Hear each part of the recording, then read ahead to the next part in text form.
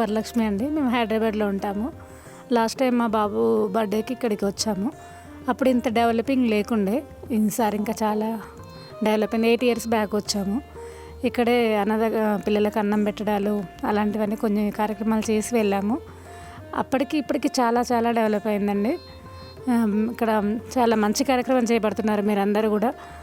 అనాథ పిల్లలకు సేవ చేయడము, పెద్దవాళ్ళకు కూడా సేవ చేయడం అంటే ఎంతో పుణ్యకార్యము. ఇలాంటి పుణ్యకార్యం చేస్తున్నందుకు మీకు చాలా ధన్యవాదాలు. ఇదే విధంగా మీరు డెవలప్ కావాలనేసని, ఇదే విధంగా సేవా కార్యక్రమాలు ఇంకెన్నో చేయాలని మనస్ఫూర్తిగా కోరుకుంటూ,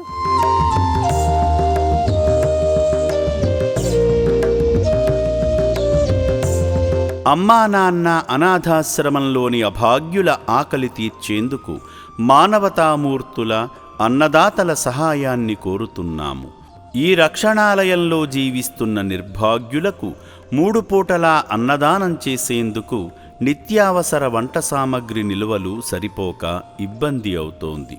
ఈ స్థితిలో ఆకలి తీర్చే మానవతామూర్తుల సాయం కోసం ఈ అభాగ్యులు ఆశగా చూస్తున్నారు.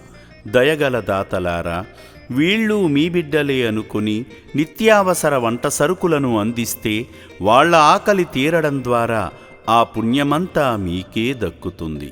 సేవాభావంతో మీరిచ్చే కేజీ బియ్యంతో 4 అభాగ్యులు కడుపు నిండా తింటారు.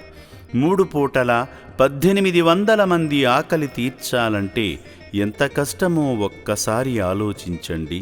దయచేసి బియ్యము, పప్పు, నూనె, కూరగాయలు ఇలా ఏదైనా సాయమందించి శ్రీ పుణ్యలింగేశ్వరుని అనుగ్రహానికి పాత్రులు కండి.